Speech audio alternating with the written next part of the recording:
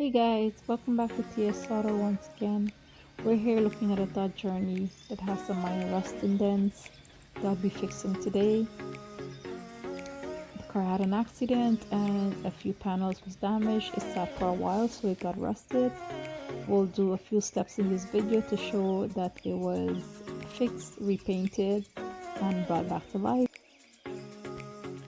I hope you enjoyed this short video. Don't forget to like and subscribe.